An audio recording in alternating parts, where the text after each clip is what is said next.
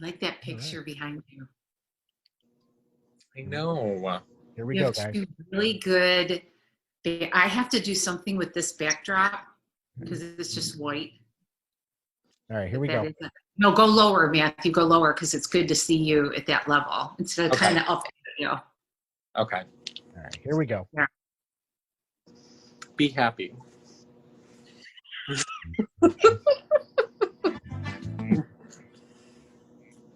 Welcome to Psyched by MG. This is Mary Grace Randazzo-Ratliff, or MG for short. I've been a psychotherapist in private practice for 32 years now. Guess what, everyone? We all have issues. So it's time to lighten up and move forward. Let's stop letting our crap control us and take control of our crap.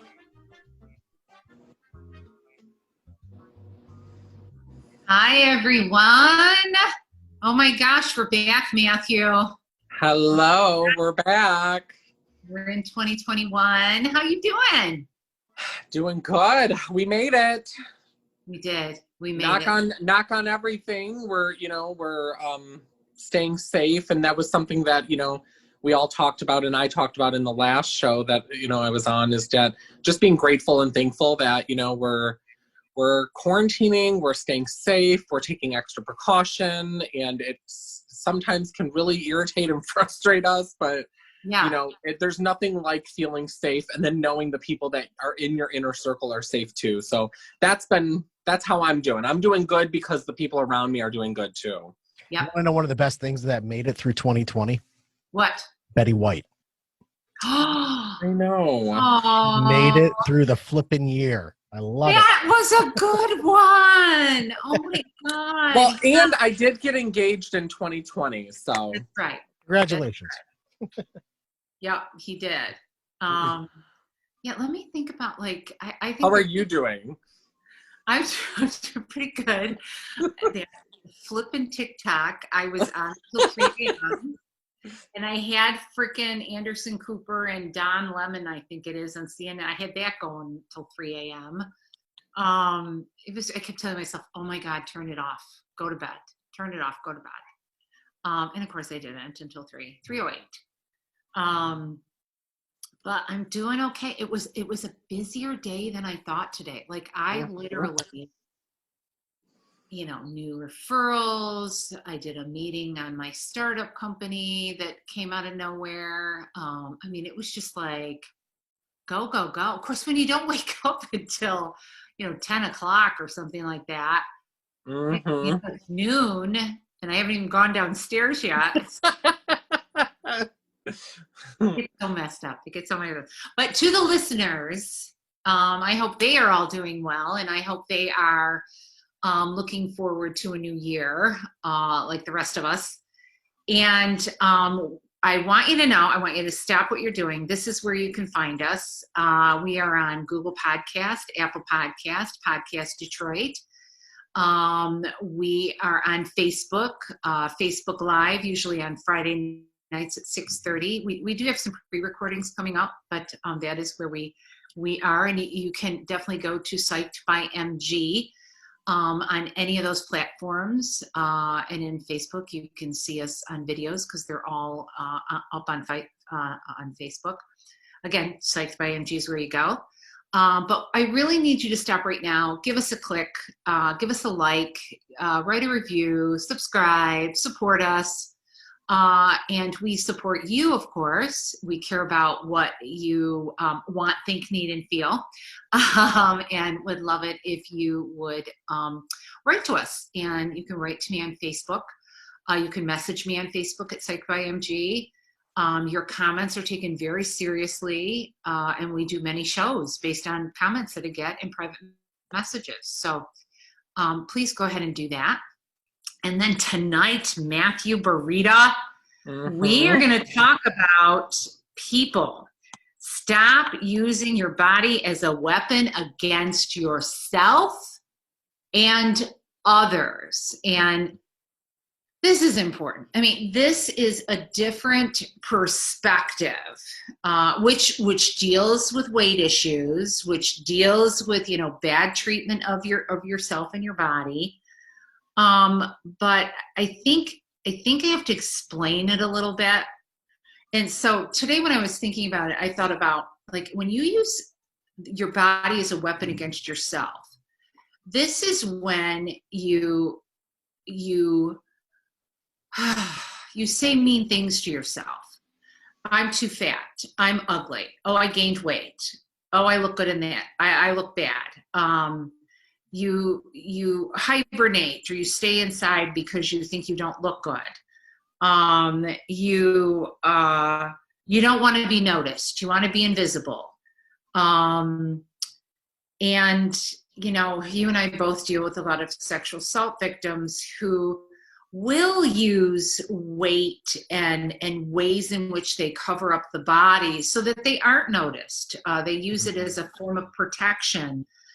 And yet at the same time, people are being really mean to themselves about it, as if the relationship with your body, you're having a war and a fight, as if your body was what caused whatever abuse or trauma that occurred to you.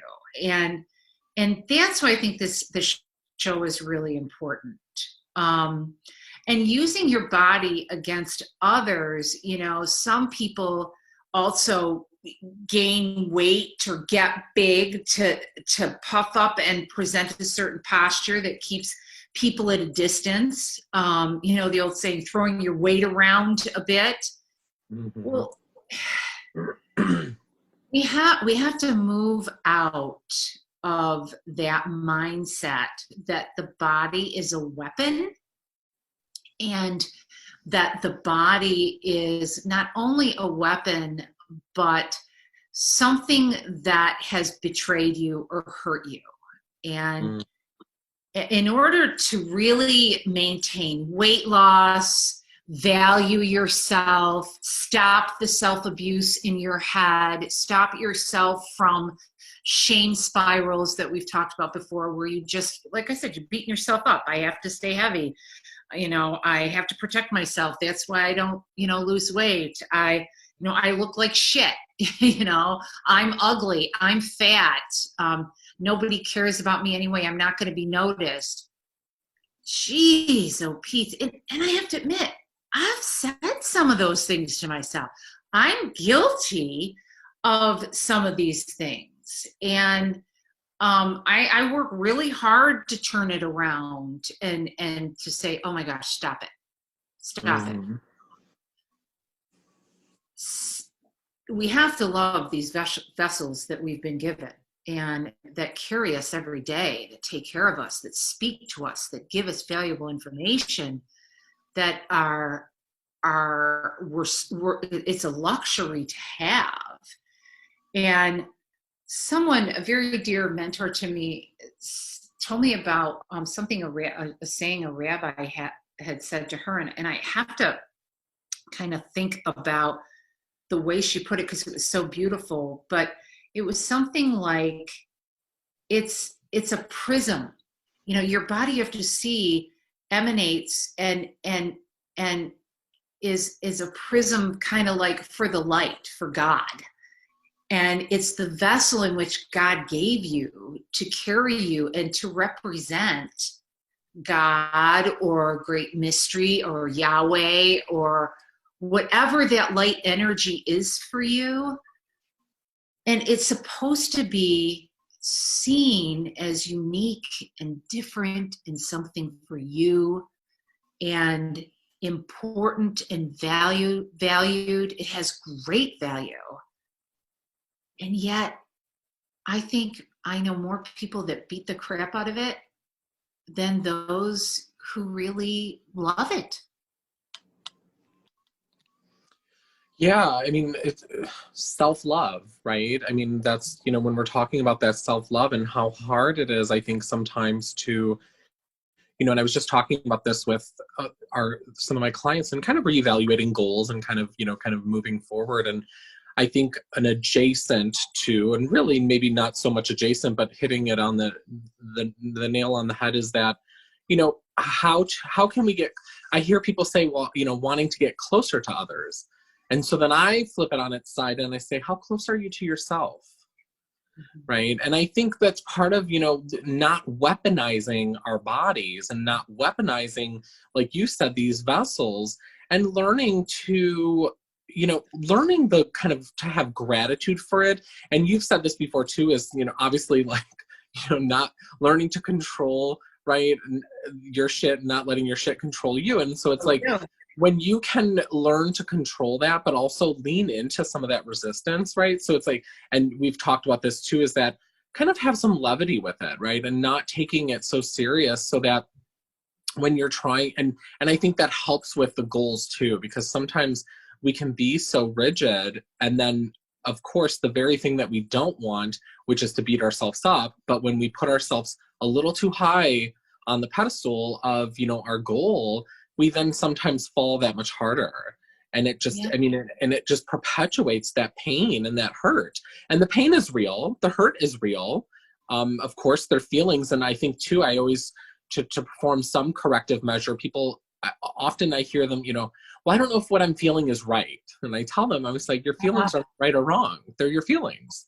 That's how you feel. And your feelings, your body is communicating with you. And so I think, like you were saying, is that, when we're talking about our body and not using it against ourselves, is that really not taking that for granted, to really look at how our body is communicating with us, and in kind of the scientific sense. And I'm going to be boring here for a second. It's called biofeedback, right? So we're learning to our body, we're learning about that feedback, and really sitting back. And I often will ask, and sometimes I'll say, well, did you take some time to sit with yourself? Did you take some time to listen, to ask yourself questions? Because your mind, that 3.5 pound of amazing matter, your brain, is part of your body.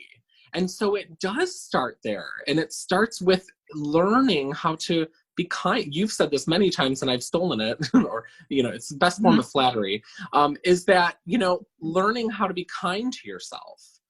Yeah. And there's so much like therapy in that, so that you can really learn how to just kind of being patient with yourself, and learning it through a kind of a silence. So there's a bit of a Buddhist kind of approach, but there's a book, it's called Buddha in the Blue Jeans.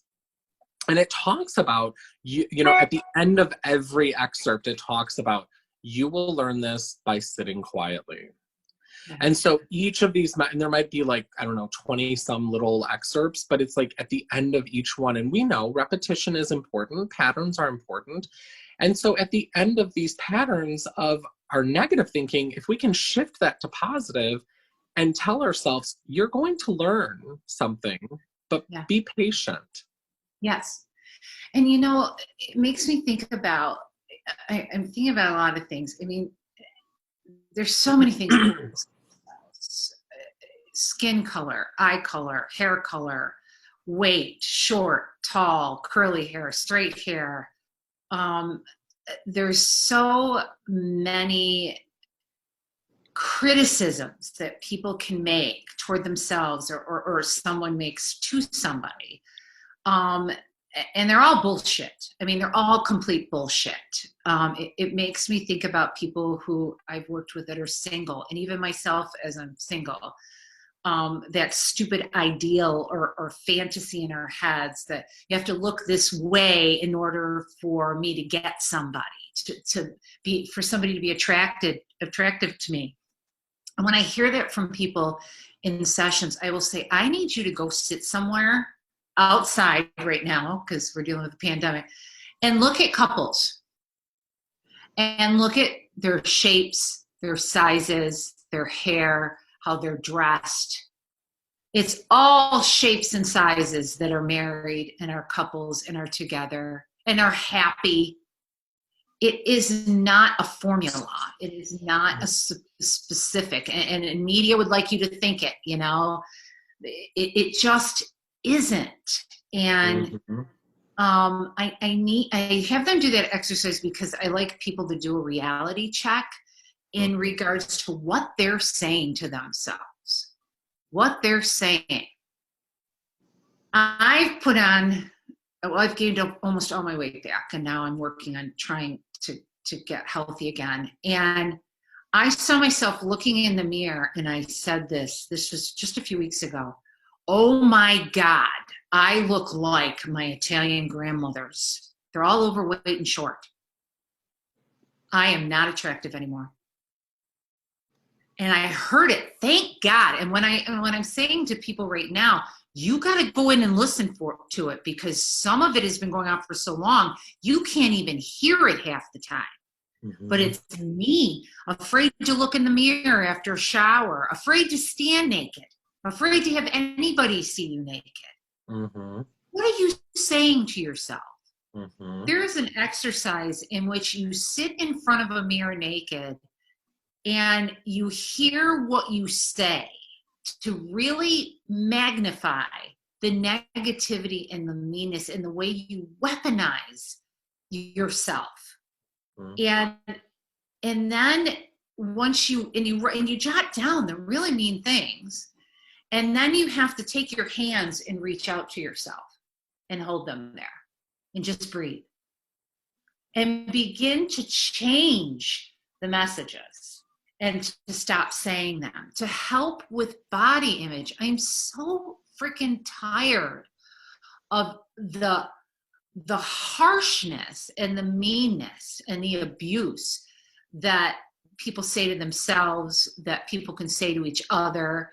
One big thing, and I want to put this out to men who are attracted to men or to women, and women who do this too. Oh, if only they lost 15 pounds, if only I lost 15 pounds, or if only, what does that mean? It doesn't mean shit. First of all, you want somebody attracted to you. You want somebody to love you. I have a little hint here, something to know. When we get older, we're losing all this shit. I mean, we can be different, but our skin is going to sag. We're going to lose muscle mass. We are not going to look like the 20-something. I know I don't.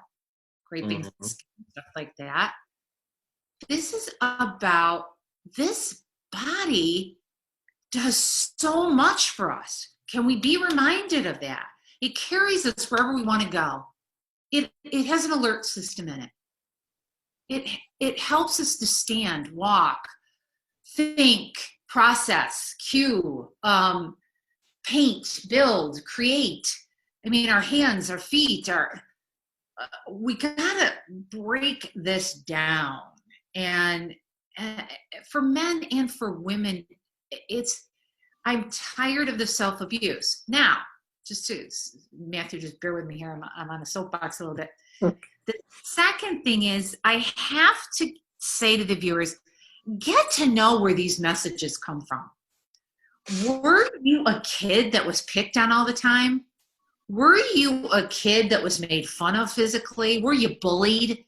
Did you come from that verbally abusive household with a lot of judgment? Did you come from the household of perfectionism and everything had to look meticulous? Or someone made fun of your lips, your skin, your weight, your hair?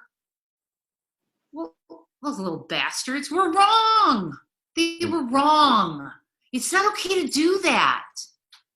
They're so wrong. But the problem is, they taught you to then do it to yourself. Well, it's got to stop. Abuse, this is abuse, people. And it has to stop. If you want a good, strong self-esteem, and if you want confidence, and if you want value, you have to stop the abuse. You have to learn what those messages are. You have to get quiet, just like you said, to do the Buddhist way. And you have to listen. And then you have to go, damn, what I say this to, and you do too. I say this to clients all the time. Did you ever talk that way to your kids? Mm-hmm. Would you let somebody talk that way to your best friend? God, you're fat. Oh, you look like shit in that. Oh my God, what's wrong with you? You gained 15 pounds. Oh my God, you're 250 pounds now. You're awful. You're pathetic. Would you do, and if you say yes, I want you in a counseling office next week, because that's another kind of issue. You got a problem, mister. If you don't walk in that person's shoes and you're judging that person, you got a problem. You don't know their life. And I'm going to tell you, if you are a sensitive person and not a narcissist and you heard their life, you would change. Mm-hmm. I really feel, as you can tell, intense about it and strong about it. And I get sick and tired of the meanness and the crappiness. Somebody was telling me about, a narcissistic idiot who goes to the gym, who was talking to them saying, inside, he just said, oh, I'm going to be surrounded by these fat people, for the next 2 months. And he was saying all these horrible things. And I said, and anybody that hears their story, I hope they're looking at that guy saying, you selfish, judgmental, narcissistic idiot. They're in there trying to get healthy and you're judging them? Let karma be a bitch and let it catch up quick. And what are you so damn afraid of that you've got to burst everyone's bubble in order to feel okay? So people who receive that, these people are wrong. They do not define you. They don't define you. So don't turn around and absorb all of that negativity and then turn it on yourself. Now you're weaponizing your body. Now you're being mean. Instead, I'd like to see you make a list of all the things your body does for you. How does it take care of you? What does it do for you every day? How does it guide you? How is it connected to intuition and perceptiveness? How does it help to alert you about protecting yourself and taking care of yourself? What parts of your body do you have no problem valuing and loving? I want you to find those parts. Mm-hmm. And then move them everywhere else. I had a client one time who had many children. She said, I hate this, but I hate my stomach. And I went, oh, what? And she goes, well, I had children and now it's stretched out. And I'm like, oh my gosh, I've had children too. But I love my tummy. It just makes me think of my babies. And she's like, I never thought about it like that. I said, no, you're too busy being mean. I would never touch my tummy because, or want it to be different because it's my beautiful gift that I carried my kids. It's important. It has a value. And instead of focusing on the negative side, and if you want, when you cherish your body and when you value your body, you will take care of your body. That's the cycle. In a long-lasting way, in a permanent way, you will want to take care of your body. Mm-hmm. It's hard, and I'm hearing a lot of it right now. A lot of negativity. It's after the holidays. People are upset with themselves. Pandemic year. People have gained weight. They've been wearing sweatshirts a lot. They've been feeling lethargic. Like, boy, you're on quite a cycle of a disconnect, a dissociation from that physical body as if it did it to you. Instead of saying, wait a minute, I put on weight. God, what a stressful year this was. It really took a toll on my physical body. Maybe I got to talk about how stressful it was. And I want viewers to really hear that part. Because that's the compassion. Instead of getting pissed at your body because you gained 50 pounds, just say to your body, damn, we were stressed out. Mm-hmm. What the And you know, we're getting a lot of people right now saying, oh my God, I'm so depressed. Oh my God, I don't know what's wrong with me. It's like, are you kidding me? All right, get a piece of paper, get a pen. I know people pull their electronics out. But listen, tell me what could have fed that stress this year. Can you make a list? I haven't met anybody that can't make that list. Oh my God, I went through so many transitions. Oh my God, I miss my family. Oh my God, I felt isolated. Oh my God. Yeah, it took its toll, didn't it? And you only gained 50? You only gained 20? You felt blue? You didn't shower all the time? Guess what? A lot of us didn't shower all the time. Why? It was a hard-ass year. Dang, I think we all did pretty freaking good for all the shit we dealt with. Yeah. I think we're still going through too the word, something that I was resonating with me as you were talking, and for the listeners to hear too, is the word absorb. And as I'm saying that, and I'm going to be kind of leading and guiding into this conversation, because I think part of it is that's also something that we can do, and we've done on the show too, is just as we're talking, we slow down and we're really helping the listeners, and even, ourselves, we're processing it. And we say that often, but I think it is definitely not stressed enough that it's a process. It's not just an event, right? And I've been using this kind of metaphor recently, in terms of an analogy rather. My cousin who's a physician, his wife, she's a chiropractor. And I asked, I'm like, how often should you go, to get corrections and corrective stuff done? And so she said, well, have you ever tried to lose weight? Have you ever, and so everything, of course, as we're talking about, is connected to our bodies in some way. And I said, well, of course I have, I try to live my life healthy, and she said, well, would you just go once a month to the gym, or would you just do something healthy once a month?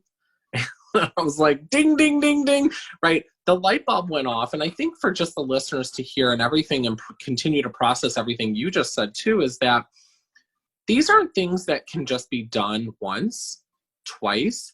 And just recently, even, like as you were mentioning, after the holidays, after the new year, kind of even the word surviving the new year. So we have to kind of work to decompress ourselves and to allow ourselves to engage in therapeutic stuff so that we can now start to thrive again, instead of being in a survival biological kind of body mode.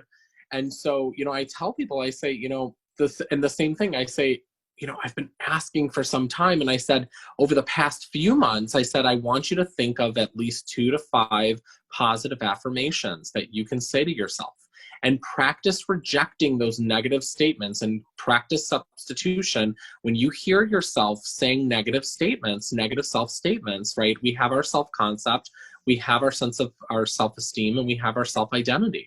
And when we allow, and this is where the therapy is really helpful, because it helps people to recognize, and over time, and it can take a long time, and that's okay, because that's what therapists do. They help you for a long time, and as long as you need. And so they can help get to that point of kind of insight where you're like, oh my gosh, I'm no longer going to settle for less. I'm actually going to settle for more. And I'm going to allow my body to feel all the enriching things that it allows for me. And I'm going to actually receive the bounty of my body and receive everything that my body does for me. And it's easier said than done, but so it's a bit more of like a part of the solution, but that's part of the long process. And, and long is relative to each person, because as you were mentioning too, for people who have experienced trauma, sometimes the path and the journey is longer to not use our bodies and our minds, right? So when people say, well, oh God, I'm struggling to change my behavior. Well, where does the behavior start? It starts with your thinking, right? And so we have to repeat our thinking. Well, what have you been repeating in your thinking? Like you said, oh, I'm a piece of shit. Oh, I'm horrible. Oh my gosh, I'm never going to get anybody. Oh my gosh, I don't look good. Well, that's where we have to start. We can't start with just you going on a good, going on a date thinking that going on a date is going to fix it, or we can't start with just sending you to the gym. We have to do some work before that. And we have to understand how, when we're at home, like you said, standing in the, and I do that too. And I say, because we are harsher critics of ourselves than others see us, and looking in the mirror, and I always say practice refusal skills, and it extends to this, to not weaponize our body. And when you find yourself saying, oh God, I just wish I would, no. And I have them do it. And I have them do it, and it's, you know, you can giggle your way through, you can roll your eyes through, you can think it's the, you know, the dumbest thing, but it works, because it works to reject the negative self-statements and the negativity. And it actually, to frame it differently for the listeners, it works to reject the ineffective and maladaptive way of thinking, so that then you see the differences in the behaviors. And you made that point before, where when we talk about like therapy, well, the therapy is going to work because of what the person invests in the therapy. So the therapy works because of what they invest, and then you start to see it unfold in your life. And it's the same thing when you start to reject the negative thinking. And I just got done saying this to a client. I said, instead of once or twice or three times a lady, no, I'm joking. For all of you Lionel Richie fans. But instead of once or twice or three times a month, I said, I want you to do that 3 times a day. Yeah. I want you to engage in positive affirmation 3 times a day. And every time you, and then sometimes too, again, just for the different modalities and for people who operate differently, you know, for those behavioral people who really like to kind of challenge themselves and kind of have a token, get that token economy. Every time you say a negative statement, put a quarter in a jar, put $1 in a jar. And so every time, and then you have to, at the end of the month, you have to donate that to someone. Oh my God. Or you have to pay for someone's gas or pay for someone's groceries. And that is magnanimous, meaning it'll blow your mind, but it is a gift of giving. And it's called humility, and it's called gratitude. And so it teaches you not only to love your body and to get connected with your body. And it's interesting, I said, and I just said this recently to both of us, now that it's starting the new year. And I just said, I'm like, how often do you talk with yourself? And how often do you listen to yourself when no one's around? Yeah.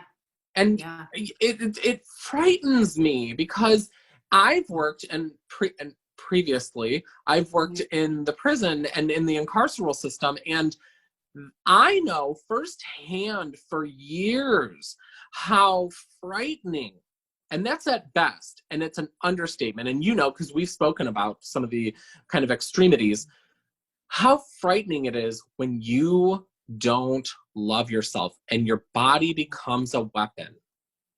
Oh my gosh. It really is true. And God, I have so many thoughts. You put things so well, Matthew. The first thought that came is I could hear my grandfather, my Sicilian, grandfather, John Vallone was his name.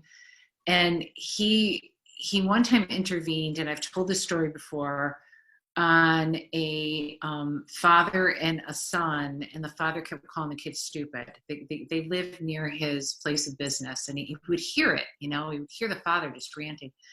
And my grandfather walked over to him, the father, and he said, you call a kid stupid long enough, they're going to think that they're stupid and do stupid things. Mm-hmm. You really want to change this, you have to be kind to your son.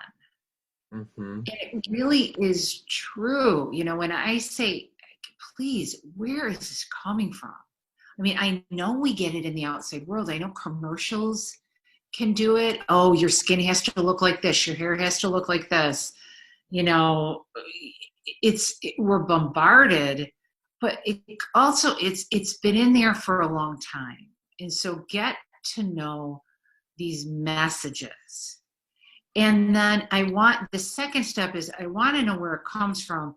But then I want you to think about that little kid who first heard those negativities. Mm. And then I want you to try to feel like, what did that do to you as a little kid? Mm-hmm. Did it shock you? Did it hurt your heart? Did it make you cry? Did it stun you? Did it make you bewildered and walk away wondering what the heck just happened and make you feel ashamed? And we talk about sexual abuse victims, kids who are molested when they're children. That shock to the physical body, that poor baby, that poor little one doesn't even know what's happening to it and is left with this icky, ishy feeling and can so many times believe that. And they're told when the perpetrator says, you made me do this to you. It's your body that made me, do what you did. And you love it and you just don't know it. These are common messages that Matthew and we hear all the time. Well, guess what? That poor little one in there says, my body betrayed me. My body made this icky, ishy thing happen to me. It's my fault. And perpetrators are notorious for manipulative ways to make you feel like your body did it. It's your body's fault. Not I'm a predator, not I'm a rapist or a child molester, but that your body got me to do it. And so many times people who go through that don't even realize it, and they're just going, oh my God, it's my body. My body can't be physically fit because it will get hurt. My body can't be sensual or pretty or sexual or because it made it happen to me. I have to cover it up, whether it's, with weight, whether it's with black clothes all the time, whether it's, wearing dog collars, whatever it is that your cover up is, well, your body didn't do this to you. Your body never betrayed you. A perpetrator betrayed you. A perpetrator. It's the same thing when people get hit, whether it's in a marriage, a friendship, a dating relationship. You made me do it to you. You made me do it to you. No, what? No, they didn't. Your body didn't do it. Who you are didn't do it. Your mind didn't do it. They have a problem. And you covering up your body doesn't stop sexual assault, doesn't stop abuse. You're picking at yourself never controls abuse, ever. Perpetrators abuse. And so this unfortunate disrespect, disregard, verbal abuse you end up doing to yourself, you're giving that damn perpetrator power. You're continuing the abusive cycle. Your body's a sanctuary.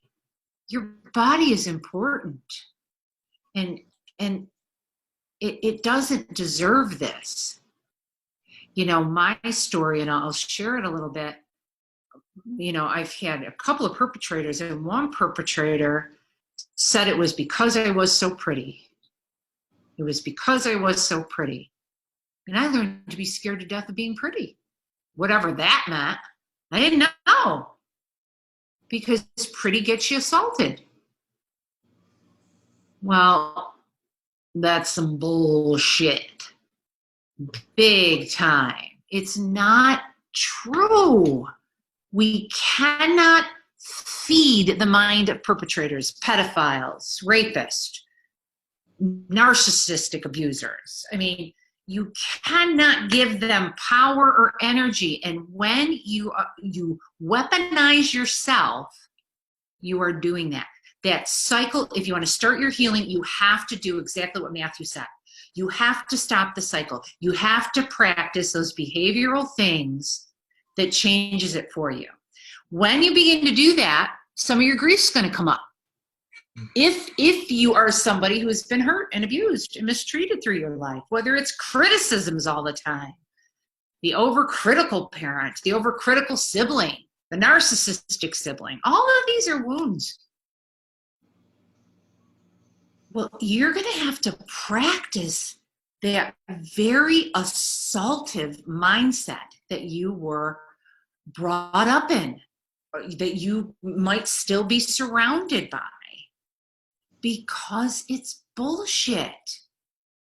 They remain in power. People who are abusers remain in power as long as we are all doing this. And they don't get seen, because as long as you're insecure, they can manipulate the shit out of you and get you to doubt yourself, and then they're free and clear and have no consequences to their behavior. No, damn it. Get back to the innocence of that body. Get back to the innocence of, if you were somebody who was hurt, especially in childhood, get back to that innocence and begin to talk and say, God, it wasn't my fault. The person is a disturbed, crazy, sick person. Period.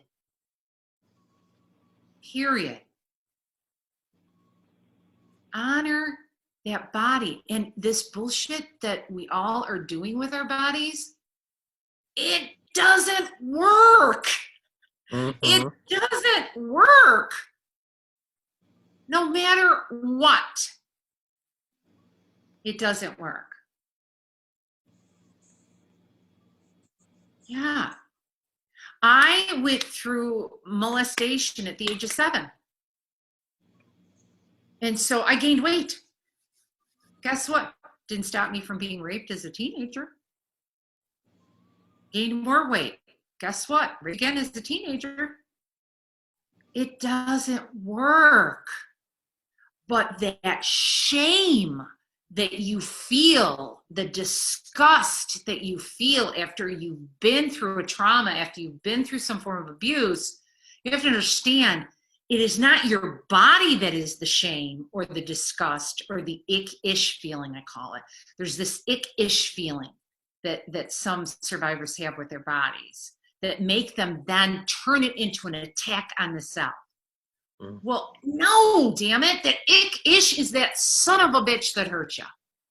It's that son of a bitch that did this, that robbed you of your innocence, of this beautiful sanctuary. They violated it. They robbed you.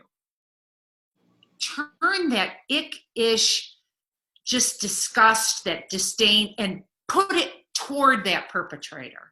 Journal it, that son of a bitch. You know, I always feel good when survivors that I work with begin to use the first name of their perpetrator and say, you know, David was such a son of a bitch who hurt me. And I'm just making this up off the top of my head, whoever the perpetrator is. Yeah, because you're gaining your voice. Second part, then you gain your voice because they want you silent. As long as you're weaponizing your body, they can shut you up. We got to get your voice back. Get your voice back, and you have to get the feelings outside of yourself toward that person who hurt you. And these people need to be caught.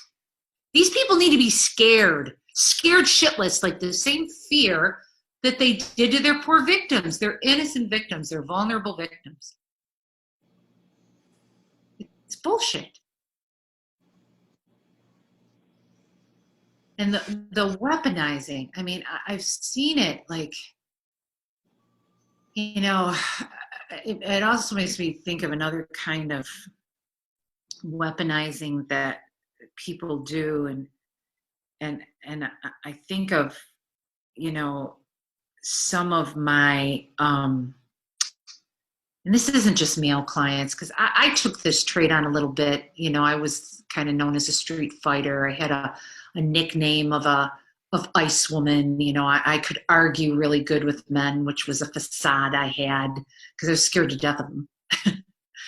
and some men, they blow themselves up so big, and they, you know, believe that everything is in the physical appearance, and being so big and so strong and such fighters that their presence makes them intimidating. And I just want to speak to that side. Hey, you know what? It's cool if you're into physical fitness, and it's okay that you love your muscles. But if you do it to a point where you're detached from the whole rest of yourself and you're always looking to fight or to be blown up and to be someone that everybody fears when you walk in the room because you give off an energy that I'm going to kick your ass, you've gone too far. You used your body as a weapon too, a weapon to others. And all I'm asking you to do with that is get to know what you're afraid of. What are you so scared of that you can't differentiate between somebody that you have to protect yourself against and somebody you don't? An innocent person who's picking up that dominating presence and that vibe. I know that vibe. I have that freaking Street Fighter vibe that don't fuck with me. If you can't differentiate or discern when you should have that on and when you shouldn't, you got to take a look. You got fear in there. And I could just hear someone, I worked with a person who was all into boxing, and I could hear this person years ago saying to me, I'm not scared, I don't get scared. And I'm like, you're full of fucking bullshit, I said.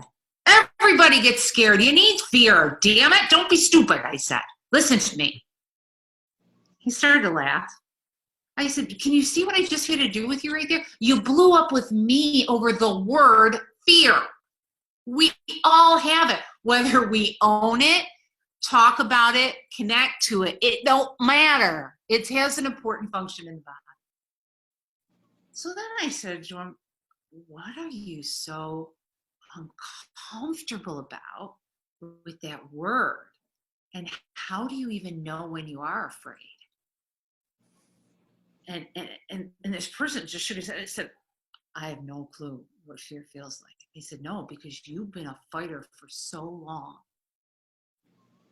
But because you're so far on the other side of being a fighter, you don't know how to be vulnerable. You're here because you can't stay in a relationship. You keep scaring the shit out of these people you keep wanting to date. You keep being kind of an asshole. Now, do you have a good heart? Oh, yeah.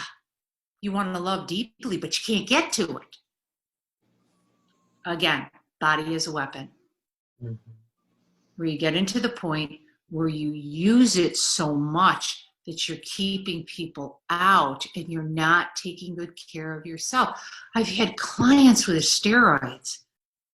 Jesus, they were delusional with needing to blow up their bodies with the steroids they were taking. I said, you're going to kill yourself, for God's sakes. Athletes that were so detached from their bodies because if they ever connected to the physical pain that their bodies were in, they couldn't keep playing a sport. Okay, I think too, it's hard to be vulnerable.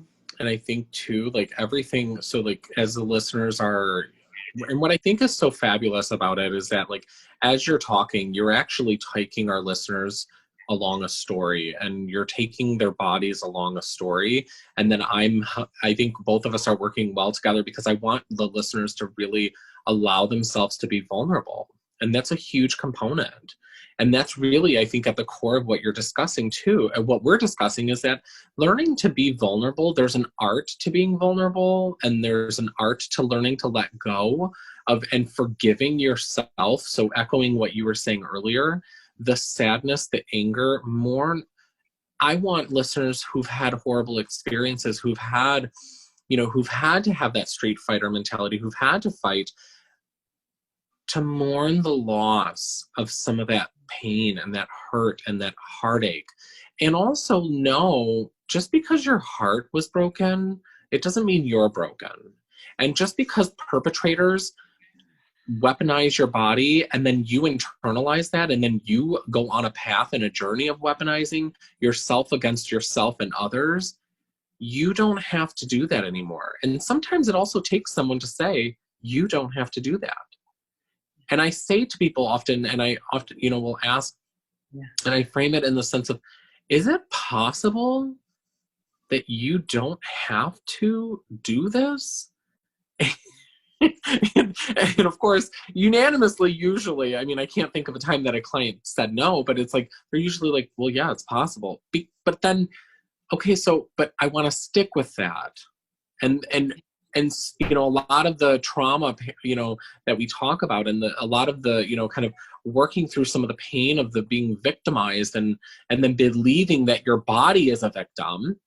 So then you dissociate and shut down your body, and you just become this kind of like, some people, and some clients have even described, especially in the prison, have described just feeling soulless, feeling empty, feeling bleak, feeling as if there's just almost like this black hole. And part of it is there is repair. There is repair. And learning how to be vulnerable, and also it's a privilege. So I think that's twofold. So for, you know, for everyone listening, when you have, and I say this a lot, especially when I worked in the jails and prisons, and I used to say to them, how dare you talk bad about someone over there? And then I would say, the sin in he is the sin in me. So what are you, and same thing as you say, what are you afraid of? Because they're being honest, and they're learning to live, they're learning to embrace themselves, as painful as that is, but you're trying to tear them down. You're scared of being vulnerable. You're scared of someone finding something out about you. And I'm here to tell and they were in my group. It's like, I'm here to tell you, we're going to get to the bottom of that, because that's a zero tolerance policy. We're not going to bastardize ourselves and the process of loving ourselves. And I think we hear so much, and, you know, I think it's hard not to sometimes in this climate, in the blogosphere and all the online, to see, hear, and take in so much vitriol and so much hate, that sometimes, in addition to what we personally experience, all of that hate and vitriol we take in is actually what contributes and perpetuates us weaponizing our bodies against ourselves and ourselves against ourselves. And so it really is finding, and I would say, going back to my earlier point, is that, you know, when you're struggling, I want you to really, and I have my clients do this, and I say, I want you to, I'm going to walk you through and work with you, and this is not a one and done, of bonding. Learning the art of bonding and really internalizing a healthy connection. And it's not going to happen overnight. And I walk them through, and we process the fears, we process the pain, but really developing and then establishing and then maintaining that bond, so that when you do say something, and you and I have spoken about this, and I just recently said, I'm like, if we can't confront each other, then how good of a friendship do we have? We have to be able to, I mean, I'm going to do something that's going to piss you off. You're going to do something. We're both going to do something. But if we talk about it and we communicate about it, now we're getting somewhere, because we're privileging each other with the opportunity for that vulnerability and the intimacy. The intimacy, and for the listeners, when Mary Grace was talking about getting back to that innocence, the intimacy and the vulnerability of connection is what helps you get back to that innocence. It doesn't get you back to the same innocence. So I want to make that clear. And I think, you know, just for everyone listening, you're not going back to the same innocence, but you can recapture some of the innocence of actually feeling like you can start to feel, you know, we say in kind of layman's terms, filling up your tank. Yeah. And you can start to feel like you're not empty, or you're driving on the last 0.2 of a mile for the next 50 miles. If you've been driving on fumes, you put your stuff down, you put that phone, put everything down right now. And if you're listening, call and check in to see about seeing a therapist. See somebody and inquire about that. Start the process of healing. You deserve it. And I think that's part of it, because I know we're getting towards the end, but I want people to really recognize too that they're deserving of the healing. Yes, they are. Oh, yeah. Self-worth self-confidence, self-value, self-respect, self-love. Key words. I am not talking about narcissistic arrogance. I'm not talking about egomania. I'm talking about good mental health, good self-esteem, respect the self. Years ago, I had a person who every time she tried to say a couple words, she would apologize about her ability to speak. I remember saying to her, "Oh my God, who the hell criticized you so much? You can't even finish a sentence without apologizing." Mm. Who criticized? Who did that to you? And I remember the look in her face, like, and she just looked at me. She goes, "My mom." I said, "Jesus, she did it a lot." She's like, "Oh my God, how'd you know that?" And I said, "You talk as if she's in the room and you're talking to her. Mm. You're not allowed to finish a single sentence. And you were probably so bright and so sensitive when she did this to you that you were 10 steps ahead, that you could forecast her criticisms. Mm-hmm. Bring out the same conversation with your mom." And this beautiful young woman, she had long hair, and she would tell me something with most of her hair in front of her face. And so one day I pointed it out and I said, "Oh my gosh, let me just take your hair and put it back. And I want you to sit up and begin to change your posture. Mm-hmm. You are valuing yourself and self-respect." I had a client who used to sit on the floor and act like a 2-year-old. I said, "Get up. You're an older woman. Sit in the chair. Start posturing that body with self-respect and value." She wanted to tell me all the counseling failures. I said, "You're not allowed. Oh my God. Who the hell abuses shit out of you? Like, really? You're playing it all out right in front of me." That person went on to get a PhD. I mean, I have so many of those stories of people. There's not a damn history you could tell me that anybody could use as an excuse to not move into a great place. Now, do you need a coach to do it? Probably. Yep, everybody does. That's no big deal, and it's a wonderful journey. It really is. So, to the listeners, and I think pay attention to the real quick, just I want people to pay attention to those small nuanced moments of when you have someone in your life and you have that special person. It doesn't have to be in the form of, the categorical mom, dad, stepmom, aunt, uncle, boyfriend, girlfriend, partner, whomever. It can, whomever it is, but pay attention to those small moments where the other person and you are privileging each other with sharing such intimate, such just beautiful details about your lives with each other. That is part of how you are repairing, and there's repairing and sharing. I'm a poet and I didn't know it. So. Yeah, go. You go with your bad self, Matthew. Yeah. And the other challenge before we stop is when somebody compliments you, say thank you. Yes. Don't criticize yourself, please. When they're reaching for you and you're batting their hand away, it feels good to reach. So please stop batting the compliments away.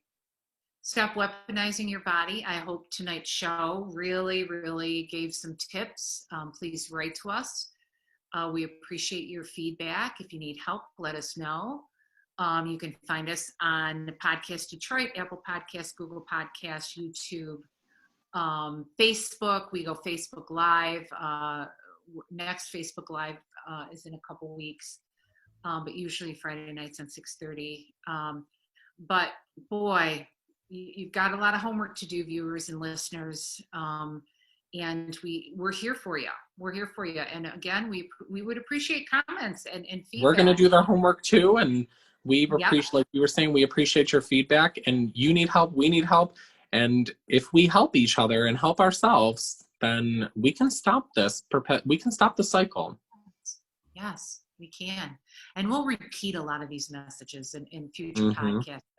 Don't feel like you got to get it all down and get it all, mastered right now. It doesn't work like that. That's why we do podcasts every week. So take what you can, work on that, and you keep listening to our podcast. You're going to get the same message circled through again. So don't worry about it. And on that note, we wish you all well and have a wonderful, wonderful day, wherever the day is and wherever you are. Take care now. And don't let your crap control you. You take control of your crap. All right. Take care now. Bye, everyone. Bye.